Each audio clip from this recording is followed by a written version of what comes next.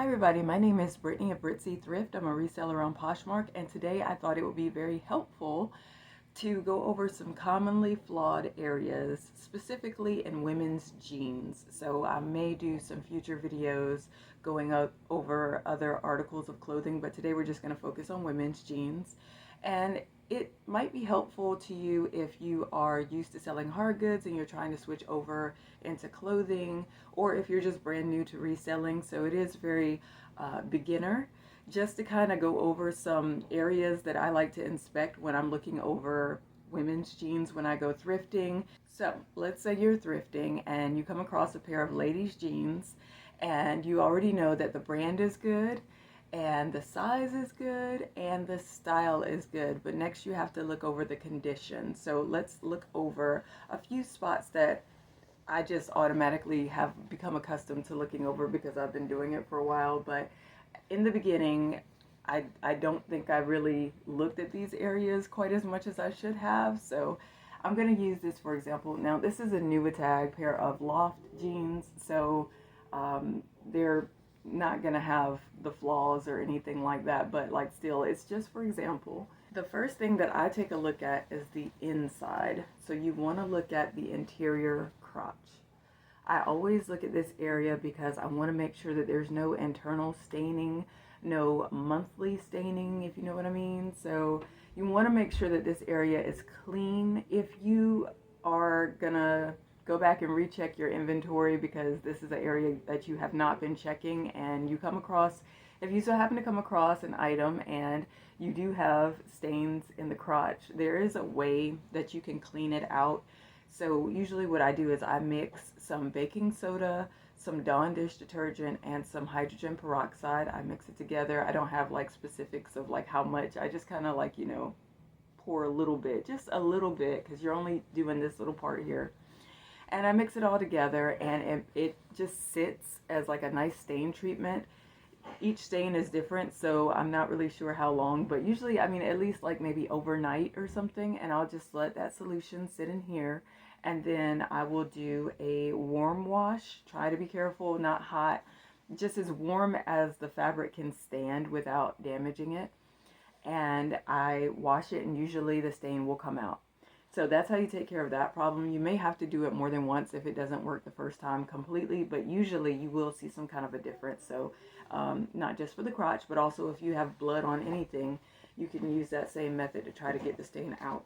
The other thing that will probably stand out to you much more obviously would be the ripples. So I'm pretty sure that you've been thrifting and you've come across a pair of jeans with the puckers or the ripples or the elastic pools. Basically, it's just where these streaks start to form on the thigh area because the elastic is starting to give in the jeans, which means that it's not a very good pickup if you're thinking of reselling them.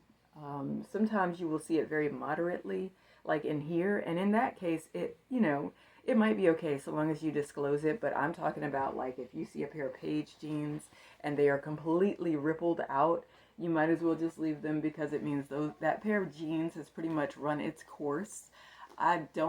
Personally, I don't even like to wear jeans like that. Like my favorite pair of jeans started to get those ripples, and I wore them for as long as I could before I had to let them go. I was like, that's it. These racetracks on your thighs, like just let them go. But that's something else you want to be on the lookout for. The other thing is belt loops. So I have picked up jeans before where I've gotten home and I realized that one of the belt loops was either broken or cut off. So you want to make sure that all the belt loops are there.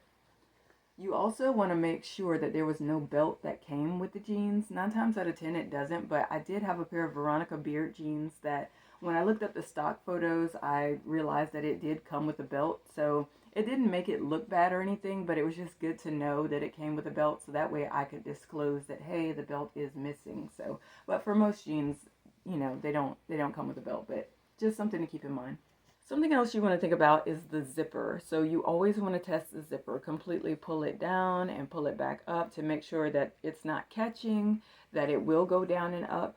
Make sure that it's not broken because you don't want the person to get the jeans and then surprise, like they can't zip them up. So you want to check on that. You also want to check the pocket lining. So usually for pre-owned jeans, it will have like maybe some lint balls on the lining, but I don't think that's that big of a deal. Sometimes I will still disclose it anyway, just take a picture and just say it's got, lint or wash wear on the lining.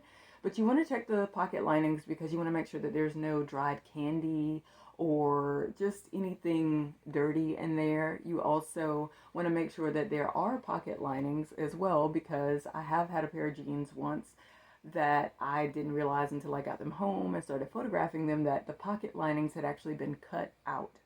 So luckily it was a more rare type of Levi's jeans, so I still got like $55 for them. But it's just something that I've always kept in mind is, does it have pocket linings, just to make sure that I know everything about this piece before I put it up for sale. You also want to be mindful of the hem.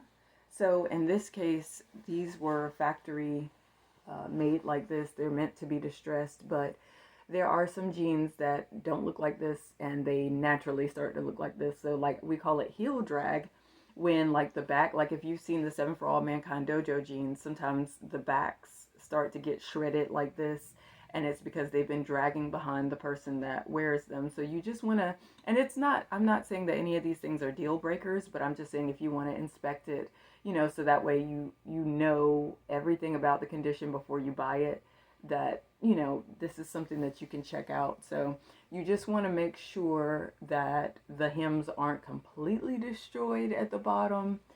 Like I said, you can use your own discretion, but you just want to take a look at that.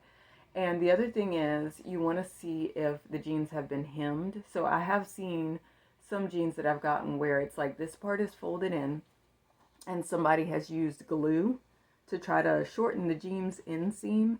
Then other people actually use a sewing machine and sew it. But you just want to be aware of any alterations that could have occurred with the jeans, just so you can let someone know. I mean, I still take pictures of what the inseam is, but if it's been hemmed, maybe the person is wondering if they can unhem it, release that thread and then let the jeans out to the full length, and maybe it would fit them better. So that would be something else that you want to take a peek at. Usually with plus size jeans, I always like to check the seat, because sometimes what happens is the thigh area rubs together and then you get like all this fabric peeling and fading in here. So you just want to make sure that the seat doesn't have too much fading and too much peeling from wear in here. So that's another area that you might want to check. And as usual, you want to check for stains on the legs. So again, the hems would be a good area to check. So the knee area tends to be a good place for stains. So I always take a look there. When you have distressed jeans where it's, you can see like the shredded material, you sometimes want to take a look at that, because some jeans are meant to look blowed out like that and destroyed, but then other times it's like it was meant to just be one little patch of thread, that distressed thread from the factory. That's how they came. But then by the time people finish putting their feet in it, like it kicks out that thread, you know what I mean? Like, and then it just becomes one big blowed out patch. So you want to keep an eye out for that. Like, is it supposed to look distressed like that? Or is that like kind of, it's run its course and it's overkill, You also want to make sure that this button is here, because there have been some jeans where it's like you may not notice, but like the button will just be like a little sprig of, the thread where the button once was. So just like with the zipper, you want to check that as well. You also want to check for any kind of, obvious fading, anything like that. But those are things that will probably catch your attention right away. The other thing that I've been doing to try to kind of preserve my jeans a little bit is when I'm folding them. So I used to fold them like this, right? So that way the crotch is out in front. I've started folding them like that, because I do think that the back is made to take a little bit more pull. So when you're folding it, I feel like it's not going to cause as much rippling. And of course, you want to check the butt to see if maybe the person sat in anything. So that's it. That's all I can think of as far as ladies' jeans. If there's anything that you'd like to add to it, you can always add it in the comments. So that way we can kind of help each other out. But that's pretty much all I can think of. So I will be back with another video like this, kind of a shorter video, but I still think it's helpful. I can also do like definitely men's shirts, dresses. I'll probably touch on a little bit of all of it. So thank you so much for watching this video, and I hope to see you in the next one.